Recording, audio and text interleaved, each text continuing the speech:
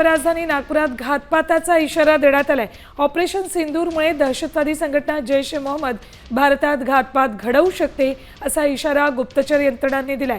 त्यामुळे पोलिसांनी महालमधील राष्ट्रीय स्वयंसेवक संघाचं मुख्यालय, रेशीम बागेतील स्मृती भवन यासह सर्वच महत्त्वाची धार्मिक स्थळं आणि गर्दीच्या ठिकाणी सुरक्षा वाढवली। नागपुरात राज्य राखीव पोलीस दलाच्या 5 तुकड्या, होमगार्डसह 10,000 पोलीस तैनात केलेत। याशिवाय एआयच्या मदतीनेही प्रत्येक हालचालींवर लक्ष ठेवण्यात येते। विधान भवन, रामगिरी, दीक्षाभूमी, मंत्री आणि आमदारांच्या निवासस्थानांभोवतीही सुरक्षेत वाढ करण्यात आल्याची माहिती सूत्रांनी दिली।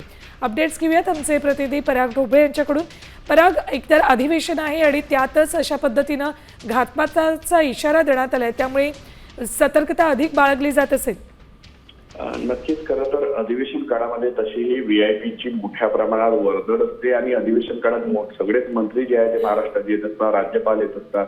या सगळ्या पार्श्वभूमीवर पोलिसांचा चोख बंदोबस्त आणि करडी नजर असते। पोलिसांकडून यावेळेस एआयच्या माध्यमातून सुद्धा जे आहे गर्दीच्या ठिकाणी नियंत्रण ठेवलं जाणार आहे। या सगळ्या पार्श्वभूमीवर दिल्लीनंतर कुठेतरी हाय अलर्ट दिलाच होता। त्यामुळे कुठेतरी सूत्रांची माहिती अशी आहे की अशा पद्धतीचा जो आहे जैश ए मोहम्मदचा तर घातपात होऊ शकतो का किंवा तशा पद्धतीची शंका असल्या त्या अनुषंगाने सुद्धा खबरदारी अगदी बरोबर आहे, खबरदारी घ्यावीच लागणार आहे। धन्यवाद पराग संपूर्ण माहितीसाठी।